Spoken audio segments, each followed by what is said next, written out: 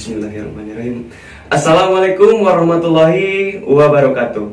Bertemu lagi bersama saya, Karis, dalam acara Bincang-Bincang bersama narasumber saya, yaitu Pak Rodil. Selamat datang, Pak Rodil.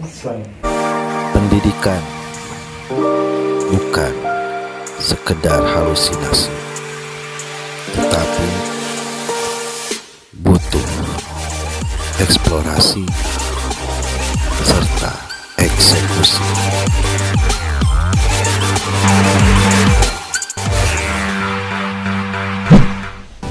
Tapi sebelum itu, untuk mendukung channel Pendidik Bersuara, silakan tekan tombol like, kemudian subscribe, dan nyalakan loncengnya. Terima kasih. Dan ingat, subscribe itu gratis. Kebetulan beliau sedang ada waktu lenggang. Alhamdulillah bisa berkunjung ke sini, ke studio Pendidik Bersuara. Di sini saya akan bertanya-tanya Pak Rodil mengenai beberapa hal yang ada di kehidupan sekarang ini, yang muncul di permukaan, dan mungkin beberapa hal yang menjadi stigma. Ya, stigma. Ya, oleh karena itu saya mengambil judul Corona Effect dan Stigmatisasi Masyarakat Menghadapi Virus Corona ini. Mungkin untuk pertanyaan pertama saya akan menanyakan jumlah kasus yang sekarang meningkat persentasenya. Seberapa mematikannya virus corona ini menurut Pak Rodil hingga saat ini? Virus corona ya, kita masih bahas tentang virus corona. Ya. Kemarin saya diundang juga untuk ya setidaknya membahas juga tentang corona ya. So yang kemarin itu tentang apakah lockdown dan sebagainya. Sekarang mengenai tingkat kematian Pak ya. Iya. Seberapa mematikan si virus corona. Kalau yang saya ketahui dan saya pernah dengar, saya pernah baca dari pemaparan ahli juga, bahwasanya memang virus corona ini tidak terlalu mematikan sebetulnya. Cuma yang menjadi masalahnya itu adalah tingkat penyebarannya yang cukup cepat. Kalau dari segi mematikannya tidak terlalu mematikan sebetulnya. Kenapa masih ada yang terkena virus corona sampai meninggal? Mungkin di konten sebelumnya saya juga pernah bahas bahwasanya karena mungkin faktor penanganan, kemudian faktor kepanikan dan sebagainya. Nah, kalau untuk virusnya ini, seorang pakar virus atau yang disebut dengan virologi sudah pernah memberikan pemaparan, memberikan pembahasan bahwasanya corona ini dia adalah jenis baru dari corona sebelumnya. Karena corona itu sudah pernah ada sebelumnya. Cuma ada yang masuknya kategori SARS, MERS, dan sebagainya. Nah, kenapa yang sekarang COVID-19? Karena virus ini corona jenis baru yang muncul mungkin di tahun 2019 sehingga namanya COVID-19. Nah, untuk tingkat kematiannya sebetulnya virus corona ini berdasarkan pakar virologi juga memang dia ini hancur oleh sabun atau deterjen, sehingga protokol pertamanya itu adalah bagaimana kita mencuci tangan yang baik, sehingga kemarin disosialisasikan, kemarin ya udah lama juga disosialisasikan bagaimana cara mencuci tangan yang baik. Sebetulnya jika masyarakat melakukan hal itu bisa istilahnya mencegah corona tersebut bisa masuk ke dalam diri kita.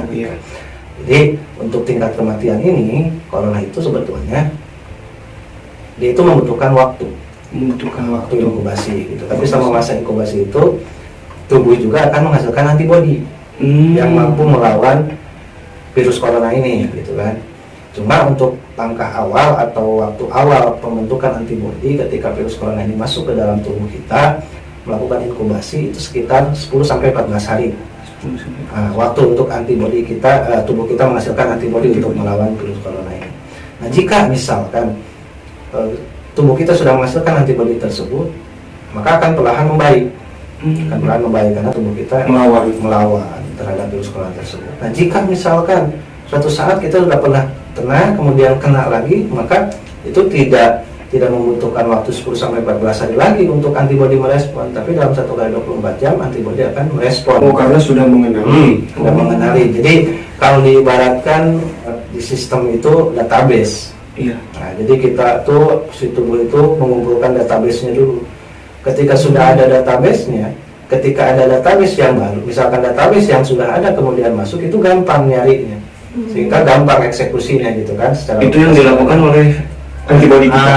Jadi tubuh kita itu seperti itu. Ketika virusnya masuk, kita udah pernah kena, udah ada database-nya, virusnya masuk lagi, Dengan mudah. maka secara otomatis akan mencari database-nya yang mana. Oh, ada, ternyata udah ada di database, maka tubuh kita akan melakukan eksekusi yang sama.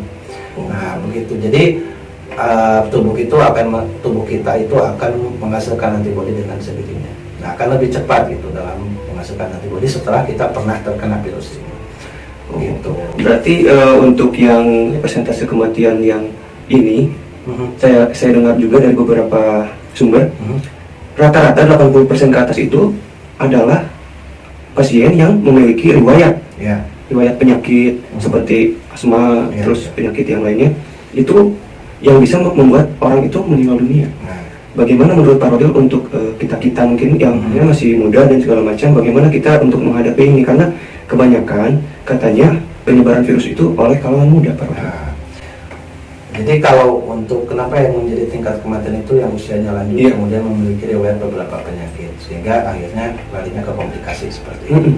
Ya, seperti yang tadi kayak sesak napas itu kan, asma, itu kan memang virus ini menyerangnya saluran pernapasan, sehingga yang tadinya kita punya riwayat penyakit sesak napas ditambah dengan virus ini, maka mungkin terjadi komplikasi di situ. Kemudian yang umumnya sudah menuju lansia, atau sudah di atas muda lah, itu mungkin karena daya tahan tubuh yang sudah mulai menurun seperti itu. Berarti imunitasnya juga berkurang. Nah, tapi kalau menurut saya pribadi sih sebetulnya karena telatnya penanganan. Telatnya penanganan. Karena ada beberapa kasus yang saya tahu juga kebenarannya, kemudian saya dengar juga seperti halnya sambil sampling gitu kan. Ada satu yang sampai meninggal tapi dia negatif. Ini enggak corona, dia negatif tapi negatif. Kenapa? Karena kepanikan. Karena panikan sehingga kurang penanganan. Jadi ada salah satu korban, saya tidak akan sebutkan daerahnya di mana. Nah, dia itu sakit demam, kemudian dibawa ke puskesmas setempat. Dari puskesmas, karena sekarang sedang gencar-gencarnya COVID, puskesmas pun tidak mau ambil resiko, merujuklah ke salah satu rumah sakit di daerah tersebut. Dirujuk di rumah sakit di daerah tersebut, ternyata rumah sakit daerah tersebut pun merujuk untuk ke rumah sakit umum daerah. Nah, cuma ternyata dari pihak keluarga mungkin ada penolakan karena faktornya tidak memiliki biaya. Dan nanti yang mereka pikirkan mungkin ini berapa nih nanti harus ke rumah sakit, bayarnya berapa dan sebagainya. Akhirnya di rumah saja. Isolasi sendiri di rumah. Isolasi di rumah, padahal ini belum ketahuan ini COVID atau apa. Iya. Akhirnya setelah dibujuk, akhirnya maulah dibawa ke rumah sakit. Nah, tapi tidak lama di rumah sakit tiba-tiba meninggal. Nah, muncullah isunya bahwasanya pasiennya positif corona, karena memang dari riwayat beliau pernah di sebuah kota ikut membantu mengangkat jenazah pasien COVID. Tapi belum ada tes yang menyatakan bahwa dia corona. Belum ada, tapi karena ada riwayat itu dianggaplah, oh ini pasien ini meninggal karena COVID. Bahkan ya pemakamannya juga sesuai dengan protokol oleh tim medis dan sebagainya. Nah, ternyata setelah hasil cek lab keluar dari pusat keluar ke rumah sakit daerah, ternyata negatif. Ternyata negatif. Nah, jadi yang saya baca kemudian analisis ya, kebanyakan yang menjadi meninggal itu ini pun bukan karena corona dia meninggal. Apalagi mungkin karena corona itu karena telat penanganan saja dari paskes seperti itu. Jadi sebetulnya tingkat kematian ini bukan dipengaruhi oleh virus itu sendiri. Memang virusnya mungkin menjadi sebab gitu kan. Tapi itu penanganan yang baik. Yang lebih baik itu adalah penanganannya bagaimana. Nah, kenapa sekarang penyebarannya tadi oleh anak-anak muda seperti itu ya? Iya. Kalau saya lihat juga memang anak-anak muda ini kebanyakan bandel. Kenapa saya sebut bandel? Mereka merasa bahwasanya ada penjelasan bahwasanya virus corona ini tidak akan berefek kepada yang muda. Sehingga yang muda ini dia ada perintah untuk diam misalnya, tidak peduli, social distancing dan sebagainya, ini kita nggak akan kena. Tapi mereka masih kelayaban, Nah, kenapa akhirnya yang muda-muda inilah yang cepat menyebarkan virus? Ya itu tadi, karena dia merasa tidak akan kena, tapi dia menjadi media. Oh, menjadi pengantar. Misalkan si Andi dia punya corona, walaupun belum tahu dia punya dia udah terinfeksi corona. Kemudian misalkan adalah percikan air liurnya atau bersin, kemudian nempel tuh di bagian tubuh misalkan anak-anak muda. Nah, dia yang bawa ke orang lain. Oh, meskipun tanpa gejala. Misalkan ketemu dengan si C-nya betul, dari mana? Nempel di si C. Kemudian si C misalkan pegang muka, pegang mata, pegang hidung, masuklah ke si C. Oh iya. Gitu. Jadi media, sebetulnya menjadi media. Kenapa menjadi istilahnya pengantar, bukan penyebar sih. Jadi penghantar atau media yang mengantarkan virus corona kepada orang lain. Oh, kenapa? Karena itu dia nggak mau diem. Oh, berarti itu kalangan muda yang menjadi pengantar virus corona ini menyebar. Itu karena jadi dia itu tidak mengikuti aturan protokol ya. Justru kan protokol yang dibuat pemerintah itu adalah bagaimana supaya dapat memutus rantai penyebaran wabah virus COVID ini dengan cepat sebetulnya. Cuma karena memang ya itu tadi kita tidak mengikuti aturan itu, sehingga sulit untuk bagaimana secara cepat memutus rantai wabah penyebaran virus ini. Kenapa? Mungkin akan seperti ini ketika misalkan sebuah kota di lock misalkan. Lokal berarti. Bukan lockdown sih sebetulnya, kalau di kita itu isolasi wilayah. Nah, misalkan kita isolasi wilayah. Nah, kemudian isolasi wilayah ini kan kita data tuh sekian ribu orang misalnya. Tiba-tiba yang di kota tersebut pulang ke kampung mereka. Pulang kampung. Nah, di kota terdata dari sekian ribu itu misalkan 100 orang itu sudah terdata. Sekarang balik ke kampung. Nah, di kampung dia terdata lagi tuh 100. Maka di kota yang tadinya terdata, di kampung juga terdata. Akhirnya seolah-olah virus corona ini semakin besar penyebaran. Gitu. Diakibatkan oleh orang ini yang pulang kampung. Kayak gitu. Jadi sebetulnya kalau misalkan sekarang sudah ada isolasi karantina wilayah, bukan isolasi tapi karantina wilayah, udah diam aja dulu. Diam aja dulu. Biar apa? Biar penanganan pemutusan rantai virus COVID ini selesai.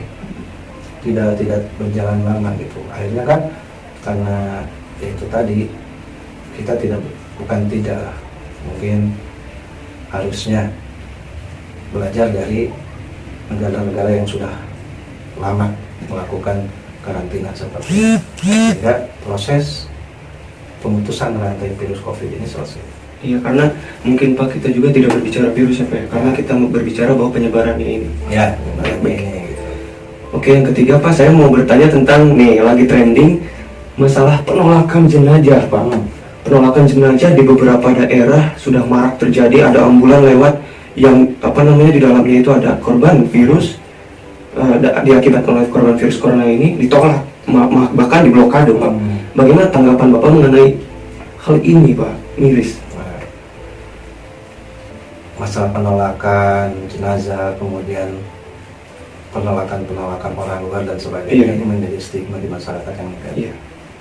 Stigma ini atau pemikiran negatif di masyarakat ini, inilah yang harus diubah gitu. Jangan seolah-olah virus ini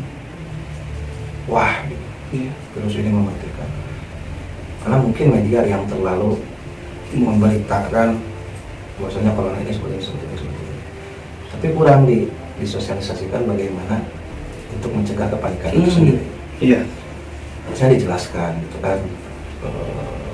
Kadang seperti yang pakar virologi juga mengatakan virus corona ini seperti ini, tapi kurang terangkat ke permukaan.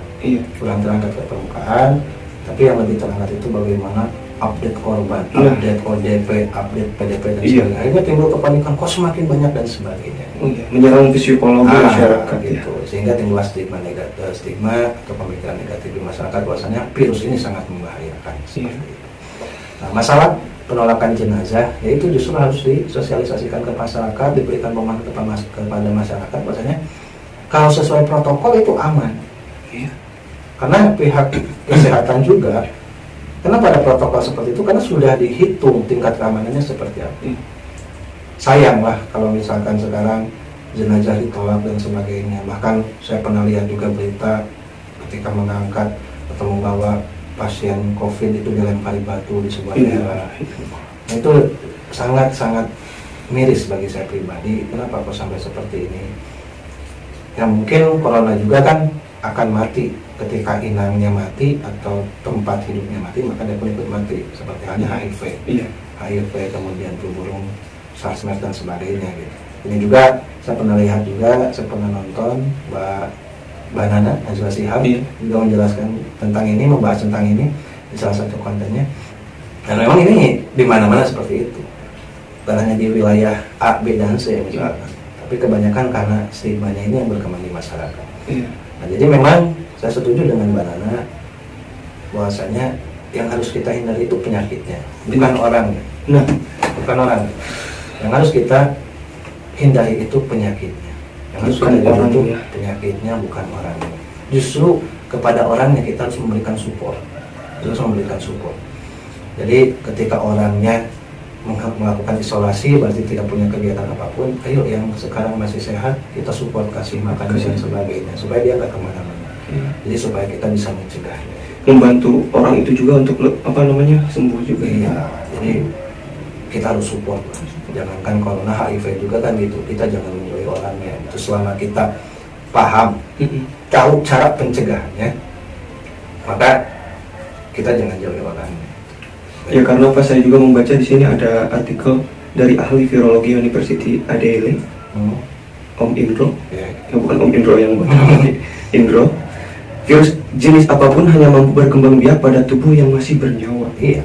Ketika pasien positif meninggal, virus itu tetap berada dalam tubuh pasien tapi tidak bertambah dan dengan sendirinya akan hancur dengan proses pembersihan jenazah yang dilakukan oleh tenaga medis. Itu mungkin sebuah masukan juga untuk masyarakat bahwa memang tidak untuk penolakan jenazah ini jangan sampai ada lagi penolakan jenazah seperti ini. Makanya untuk lebih menambah lagi pengetahuan, mungkin tidak hanya menerima tentang kasus korban ODP dan segala macamnya, kita juga harus membaca juga dan mendengar juga dari ahli virologi. Ya itu makanya saya juga kan di konten pertama ketika saya diundang pertama kali ke studio Pendidik Bersuara, kalau kita nggak paham, tanya ahli, cari referensi yang baik, bukan asal comot berita kemudian sebarkan.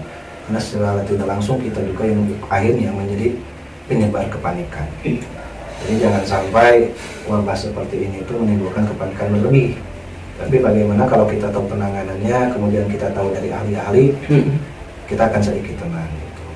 Makanya jangan terlalu mudahlah kita mencomot berita, kemudian kita sebarkan. Kenapa? Karena yang saya rasakan juga seperti itu. Akhirnya banyaklah berita-berita yang akhirnya menimbulkan stigma masyarakat dengan yang belum tentu berita itu benar. Di grup WA, kemudian di grup Facebook misalkan, atau di postingan-postingan Facebook itu hanya copy paste atau hanya ikut membagikan tanpa pernah dilihat kebenarannya sejauh mana. Kan seperti itu. Stop jadi penyebar hoax. Kita nggak bisa, negara kita nggak bisa kalau harus seperti ini. Karena memang, mohon maaf, terkadang sebuah kejadian yang terjadi di negara kita misalnya, apapun itu kejadian, kadang mohon maaf jika saya salah tolong dibenarkan, dimanfaatkan oleh oknum politik itu jadi ajang politik untuk menjatuhkan lawan. Gitu. Contoh misalkan mohon maaf kalau saya salah tolong dibenarkan, sekali lagi kalau saya salah tolong dibenarkan. Misalkan kubu oposisi yang masih belum menerima hasil dan pemilihan misalkan, akhirnya menggoreng isu presiden. Dari yang pendukung presiden misalkan, karena tidak menerima, akhirnya menjatuhkan kubu oposisi. Atau yang tidak suka dengan kepala daerah A, kepala daerah B, dia menjatuhkan kebijakan-kebijakan yang dilakukan oleh kepala daerah. Nah ini pola pikir macam apa? Kalau saya bilang ini pola pikir macam apa? Kita ini sekarang harusnya bersatu, memutus rantai penyebaran wabah virus COVID-19. Kok masih dimanfaatkan? Untuk hal-hal yang kurang baik lah menurut saya. Ayo waktunya kita bersatu. Jangan sampai kita saling menjatuhkan. Kepala daerah itu pusing ngurus daerah. Pikirannya itu luar biasa. Apalagi presiden. Nah kita masyarakat yang harusnya membantu pemerintah, mendukung, mensupport dari tingkat bawah sampai tingkat atas, jangan justru malah menjadikan momen seperti ini untuk saling menjatuhkan. Ini bukan waktunya. Gitu. Jadi saya harap kepada yang istilahnya memanfaatkan momentum sekarang, kejadian sekarang sebagai media politik, stop lah, jangan diteruskan. Waktunya kita bersatu dulu. Kalau mau sampai kapan wabah ini selesai, kalau kita masih seperti ini, ayo kita bersatu untuk memutus rantai penyebaran wabah virus COVID-19 ini. Dengan apa? Dengan saling memberikan info-info baik, info-info positif, bukan info-info negatif yang justru nantinya menimbulkan stigma yang tidak baik di masyarakat. Nah, itu. Membicarakan stigma masyarakat ini memang banyak sekali hal yang menurut saya tidak wajar, Pak ya. Banyak orang-orang yang memanfaatkan momentum seperti itu. Oke Pak, untuk membahas virus corona ini mungkin kita tidak terlepas sebagai seorang pengajar, Pak ya. Ada info bahwa akan ditambahkan lagi liburnya jika virus corona ini masih ada kasus yang muncul lagi. Sedangkan kita sudah 1 bulan nih Pak, kita tidak mengajar. Ya. Bagaimana tanggapan Bapak mengenai hal ini? Sudah 1 bulan Pak. Bagaimana perasaan Bapak? Kalau perasaan saya pribadi dengan adanya wabah COVID-19 ini sehingga pembelajaran dirumahkan, campur aduk. Sedihnya ada, senangnya ada. Senangnya bukan dalam arti saya tidak perlu mengajar. Senangnya itu adalah bagaimana dengan langkah pemerintah merumahkan belajar atau anak belajarnya dirumahkan, itu adalah bagaimana menyelamatkan anak, mencegah anak supaya tidak tertular virus COVID ini, kemudian menyelamatkan negara juga dari penyebaran wabah ini. Ya sedihnya itu, biasanya kita ketemu anak tiap hari. Sekarang udah hampir 1 bulan nggak ketemu anak, apalagi anak-anak kelas 3 nih. Karena ini merupakan kalau menurut saya sejarah dalam selama saya mengajar. Sejarah biasanya ujian gitu. Tapi ini tidak ada ujian. Biasanya momentum-momentum itulah yang terkadang saya lebih dekat dengan anak. Ketika anak curhat tentang bagaimana ujian dan sebagainya. Sekarang akhirnya kita nggak bisa berlakukan seperti itu. Tapi ada baiknya juga, makanya akhirnya saya berprinsip bahwasanya sekolah belajar di rumah, kemudian kursus sekalipun itu hanya menjadi kendaraan. Itu kendaraan, tujuannya sama. Ibaratkan kita tujuannya sama, kita mau ke Bandung, kita mau ke Jakarta, atau kita mau kemana pun, kita mau kendaraannya yang mana, apakah pakai bis, pakai mobil, pakai motor, kendaraannya bebas, yang penting tujuannya sama, akan sampai. Nah sekolah ini menurut saya kendaraan. Jadi sekalipun anak belajar di rumah, mereka tetap belajar untuk tujuan hidup mereka, untuk cita-cita mereka, tapi cuma mungkin kendaraannya saja sekarang yang menjadi beda. Biasanya naik bis, sekarang mungkin anak lagi naik sepeda nih menuju ke cita-citanya, tapi sama saja, tidak ada yang menjadi pembeda sih. Yang beda itu cuma kendaraannya. Makanya saya selalu bilang ke anak, ingat dimanapun kita duduk itu kelas kita, mau di sekolah, mau di rumah, mau di taman sekalipun, ketika dimanapun kita duduk itu kelas kita. Dengan siapa lawan bicara kita, itu adalah guru kita. Ini guru itu bukan hanya sebatas di sekolah, tapi ketika di luar pun, ketika ada yang memberikan ilmu, memberikan wawasan, itu guru kita. Maka dimanapun kita duduk itu kelas kita. Dengan siapa kita bicara, itu guru kita. Nah, selalu menekankan pada hal seperti itu. Makanya dengan sekarang belajar dirumahkan pun yang nggak jadi masalah. Anak tetap dikasih tugas, anak tetap mengumpulkan tugas, anak bisa ujian lewat daring dan sebagainya, sama saja belajar. Cuma mungkin ada tingkat kejenuhan. Biasanya di rumah, di sekolah ketemu dengan teman-teman mereka, dan sekarang di rumah mungkin hanya dengan keluarga, kadang dengan teman mungkin hanya melalui media sosial dan sebagainya. Tapi itu nggak jadi masalah. Nah, ini menjadi sebuah pembelajaran juga sebetulnya, banyak manfaat yang bisa kita ambil hikmah dari kejadian wabah ini. Kita nggak perlu ulas satu persatu manfaatnya, karena mungkin saya juga belum menganalisis sampai sejauh mana. Karena untuk semua kalangan mungkin Pak ya. Ya, nah itu. Jadi kalau masalah perasaan ya sedih, Iya. senang ya senang gitu. Tapi jangan sampai kita terlalu larut juga dalam kesedihan gitu, sehingga udahlah jadi nggak semangat, udah sebulan kan aja, nggak gitu juga gitu ya. Justru kita harus lebih kreatif akhirnya. Bagaimana menciptakan sebuah pola pembelajaran yang baru tanpa harus mengajarkan secara langsung ke anak, tapi melalui jalan bagaimana nih kayak gitu. Akhirnya guru dituntut untuk lebih kreatif di sini. Oke. Berbicara tentang kelas 3 Pak nih. Mungkin UNBK tidak ada. Mereka lulus tanpa UNBK.